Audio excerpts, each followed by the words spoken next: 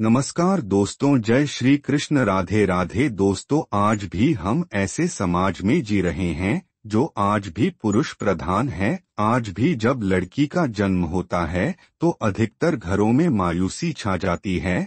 और मित्रों, यह और कुछ नहीं बल्कि हम मनुष्यों की अज्ञानता है। लड़की को पूछ समझते हैं, परंतु आपको जानकर हैरानी होगी कि लड़की का जन्म हर किसी के घर में नहीं होता, बल्कि उसी के घर होता है जो भाग्यशाली होते हैं और अपने अपने पुण्य कर्म अर्जित किए होते हैं। और आज हम आपको यही बताने जा रहे हैं कि भगवान कैसे घरों को लड़की का जन्म देने के लिए चुनते हैं और वह कौन से पुण्य कर्म है जिसकी वजह से कोई भी इंसान बेटी का माँ बाप बनता है। नमस्कार दोस्तों, स्वागत है आपका एक बार फिर से वास्तु ज्ञान में। दोस्तों, सच्ची श्रद्धा से कमेंट में जरूर लिखिएगा जय श्री कृष्ण, राधे राधे। दोस्तों, एक बार भगवान श्री कृष्ण से अर्जुन पूछते हैं कि माधव, किन कर्मों के कारण किसी के घर पुत्री धन की प्राप्ति होती है, अर्थात कैसे घरों में बेटियों का जन्म होता है।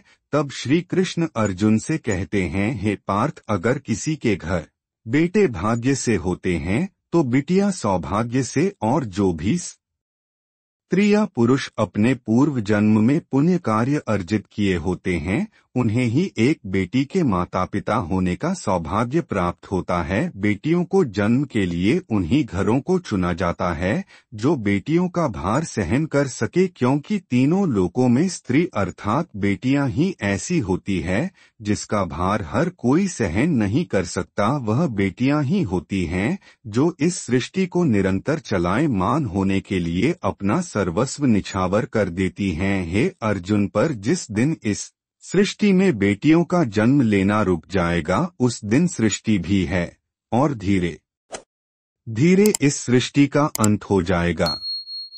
मित्रों, भगवान श्री कृष्ण के इन बातों पर गौर किया जाए तो उनका कहा बिल्कुल सही है, क्योंकि बेटियां अगर नहीं होंगी तो किसी का भी वंश आगे नहीं बढ़ सकता। दोस्तों, आपने भी कई लोगों को कहते सुना होगा कि जिस घर में बेटी का जन्म होता है वह घर स्वर्ग के समान होता है, क्योंकि बेटा तो केवल एक कुल को रोशन करता है, बेटियां तो दो कुलों को रोशन करती हैं। माता पिता के घर वो बेटी के रूप में अपने उत्तरदायित्व का निर्वहन करती हैं, तो ससुराल आकर एक बहू के रूप में सारे कर्तव्यों का पालन करती हैं।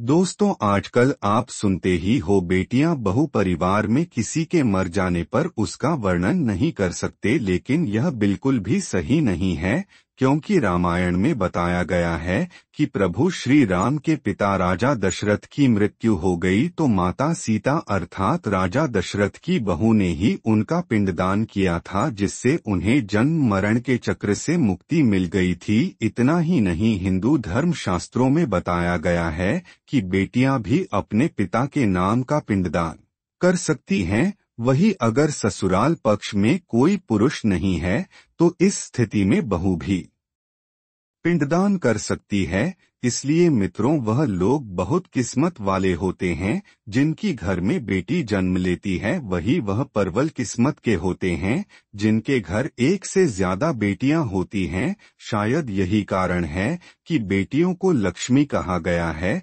दोस्तों, बहुत से लोगों की सोच यही होती है, बेटी है तो बिना समय गवाएं और इस पर पढ़ाई में पैसे लगाएं, जल्द से जल्द शादी कर दो। लेकिन यह सोच एक बेटी के भविष्य को बर्बाद कर देती है। जरा सोचिए, एक बच्ची के मन में कितने सपने होते हैं, उसे कुछ करना है लेकिन यह सपने सिर्फ सपने ही रह जाते हैं। इसलिए अपनी बेटियों को सपने पूरे करने देना चाहिए, उन्हें जीवन में हर वह खुशी दे जो उन्हें मिलनी चाहिए।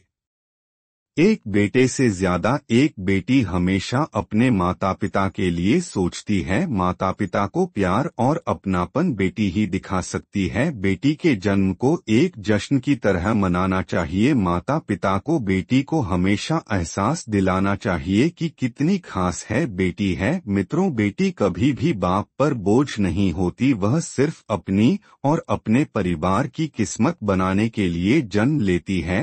एक कथा के अनुसार दो मित्र लंबे समय के बाद एक दूसरे से मिले। एक दोस्त ने दूसरे से उसका हाल पूछा तो जवाब में उसने कहा कि मेरे हाल तो एकदम बढ़िया है, और हो भी क्यों ना मेरे दो बेटे जो है।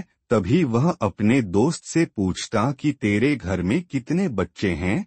दोस्त खुशी के साथ बताता है कि मेरे घर में दो बेटियां हैं। उसका दोस्त भगवान का शुक्रिया अदा करता हुआ कहता है कि मैं धन्य हूँ, मेरे घर बेटियां नहीं। यह सुनकर पिता की आंखों में आंसू आ गए। तभी उसकी बेटी पिता के मित्र से कहती है कि अंकल, भगवान हमेशा भाग्यवान को ही बेटी देते हैं, कभी गरीब को बेटी के रूप में माता लक्ष्मी नहीं देते। भगवान उसी को पुत्री का सुख देते हैं जिसके अंदर पालने की सामर्थ्यता होती है, जो गरीब होकर भी अपनी बेटी को पाल सकता है। एक बार स्वामी विवेकानंद वैष्णो देवी की सीढ़ियां चढ़ रहे थे। बगल से किसान अपनी बेटी को कंधे में बिठाए चढ़ाई कर रहा था। तभी स्वामी विवेकानंद ने कहा कि बाबा, आपकी बेटी का बोझ आपको लग रहा होगा, इसको मैं उठा लेता हूँ और माता वैष्णो के दरबार तक ले चलता हूँ। सबके सामने स्वामी विवेकानंद से कहा कि बेटी कभी भी बाप के कंधे पर बोझ नहीं होती। बेटियां अगर बाप के कंधे पर है तो वह हर बोझ को हल्का कर देती है। मित्रों, बेटियां कभी भी धन की भूखी नहीं होती, ये सिर्फ मान और सम्मान की भूखी होती है।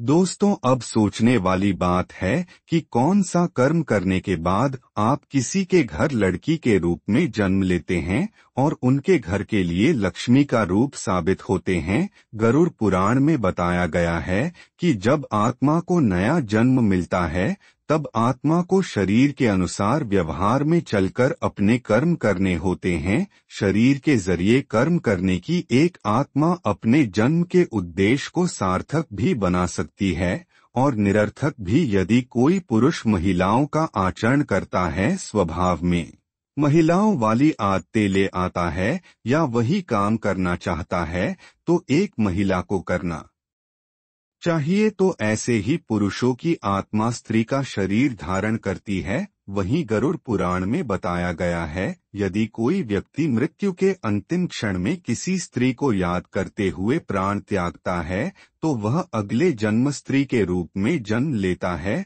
वही अगर वह अंतिम क्षण में परमेश्वर का नाम लेता है तो वह मुक्ति के मार्ग पर अग्रसर हो जाता है। तो दोस्तों, उम्मीद करते हैं आपको वीडियो पसंद आई होगी। अगर पसंद आई हो तो वीडियो को एक लाइक और चैनल को सब्सक्राइब जरूर करें। धन्यवाद।